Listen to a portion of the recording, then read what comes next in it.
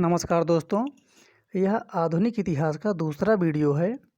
पूरा इतिहास आपको इसमें कराया जाएगा। जितने भी प्रश्न आए हैं और आगे जो भी आने की संभावना है, सभी हमारे टेस्ट सीरीज में आपको मिलेंगे। आप लोग प्लेलिस्ट में जाकर बस इसको देखते रहिए लगातार। इस प्रकार आपको इतिहास के बाद पर्यावरण के सभी प्रश्न एक साथ कराए जाएंगे, फिर इसके बाद भूगोल का कराया जाएगा। तो आप लोग इसको लगातार देखते रहिए। चलिए शुरू करते हैं आज का वीडियो। किसने ईस्ट इंडिया कंपनी के बारे में यह टिप्पणी की कि कंपनी एक असंगति है। कंपनी एक असंगति है, परंतु यह उस व्यवस्था का भाग है जहां सब कुछ असंगत है। ये बात किसने कहा था कंपनी के बारे में? Warren Hastings, GB Macaulay, Lord Clive या हेनरी डुंडास? तो इसका आंसर हो जाएगा बी, जीबी मैकाले। अब इसका हम लोग आंसर देखते हैं। ये व्याख्यात्मक हल है। लॉर्ड मैकाले ब्रिटेन का राजनीतिक कवि तथा इतिहासकार था। 1834 से 1838 ईस्वी तक वह भारत की सुप्रीम काउंसिलिंग में लॉ मेंबर तथा लॉ कमीशन का प्रधान रहा। प्रसिद्ध दंड विधान ग्रंथ द इंडियन पीनल कोड की पांडुलिपि इसी ने तैयार की थी। अंग्रेजों को भारत की सरकारी भाषा तथा शिक्षा का माध्यम और यूरोपीय साहित्य, दर्शन तथा विज्ञान को भारतीय शिक्षा का लक्ष्य बनाने में इसकी महत्वपूर्ण भूमिका थी। ईस्ट इंडिया कंपनी की नीतियों पर टिप्पणी करते हुए मैकाले ने कहा था कि कंपनी एक असंगति है, परंतु यह उस व्यवस्था का भाग है जहां सब कुछ असंगत है।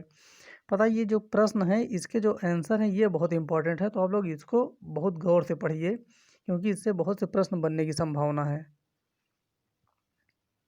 निम्नलिखित में से किन स्थानों पर डचों ने अपने व्यापारिक अड्डे स्थापित किए थे?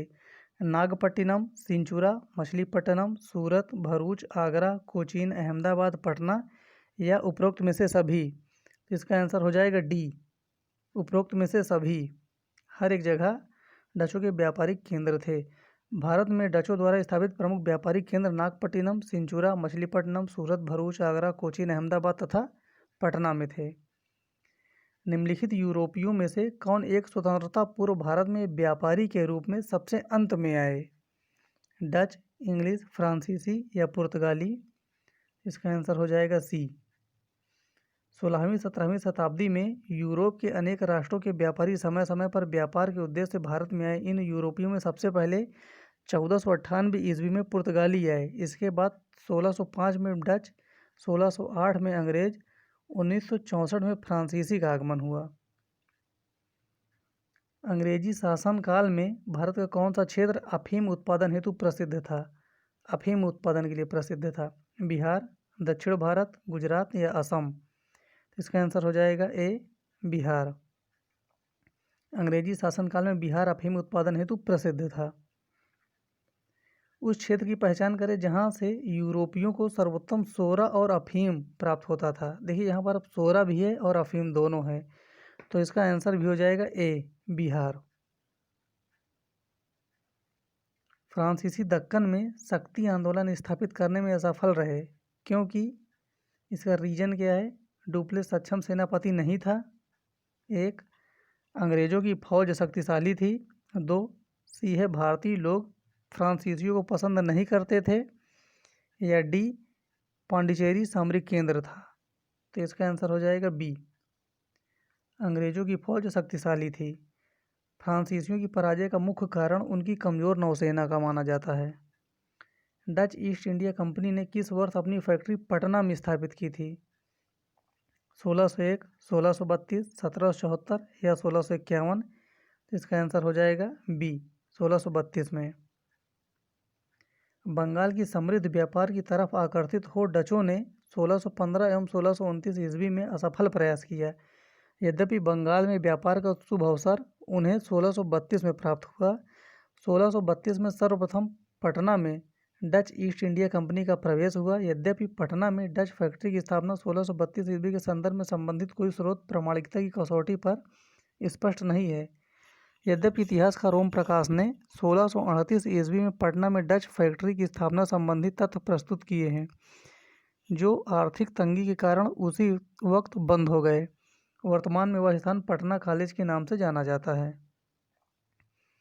निम्नलिखित में से किसे भारत में फ्रांसीसी कंपनी का संस्थापक माना जाता है? फ्रांसीसी कंपनी का संस्थापक रिसलू, मजारे, काल्बर्ट, फ्रैंको मार्टिन। तो इसका आंसर हो जाएगा सी, काल्बर्ट, फ्रांसीसी कंपनी का संस्थापक। भारत में फ्रांसीसियों ने अपना सबसे पहला कारखाना कहाँ पर खोला था? सूरत, पुलिकट, कोचीन या कासिम बाजार में? फ्रांसीसियों ने कह रहा है, तो इसका आंसर हो जाएगा ए, सूरत में। देखते हैं इसका आंसर। लुई 14वें, देखिए ये भी ध्यान देना है, लुई 14वें के मंत्री काल्बार्ट द्वारा 1764 में फ्रेंच ईस्ट इंडिया कंपनी की स्थापना हुई, जिसे कंपनी देश इंडेस ओरिएंटलेस कहा गया। यह फ्रांसीसी कंपनी का निर्माण राज्य द्वारा हुआ और राज्य ही इसका सारा खर्च देता था। 1667 ईस्वी में फ्रांसीसी कैरो के नेतृत्व में एक अभियान दल भारत के लिए रवाना हुआ। किसके नेतृत्व में? कैरो के, जिसने 1668 ईस्वी में सूरत में अपने पहले व्यापारिक कारखाने की स्थापना की। अगला देखते हैं, फ्रांसीसी ईस्ट इंडिया कंपनी की स्थापना किसने की? लुई 14वें के शासनकाल में, लुई 13वें के शासनकाल में, लुई 15वें के शासनकाल में या लुई 16वें के? तो इसका आंसर अभी हम लोगों ने पढ़ा है, लुई 14वें के शासनकाल में। इसका आंसर हो जाएगा ये। लंदन में ब्रिटिश ईस्ट इंडिया कंपनी के गठन के समय भारत का निम्नलिखित में से कौन सा बादशाह था? अकबर, जहांगीर, शाहजहां या औरंगजेब? इसका आंसर हो जाएगा ए, अकबर था। देखते हैं आंसर। सितंबर 1599 में लंदन में कुछ व्यापारियों ने लॉर्ड मेयर की अध्यक्षता में एक सभा का आयोजन किया। इसमें पूर्वी द्वीप समूह के साथ व्यापार करने की योजना तैयार की गई। इन व्यापारियों ने पूर्व के देशों के साथ व्यापार करने के आशय से 1599 ईस्वी में एक कंपनी का गठन किया। इसका नाम governor and company of merchant of London trading into the east Indies रखा गया। इस दौरान भारत का बादशाह अकबर 1556 से 1605 ईस्वी तक था।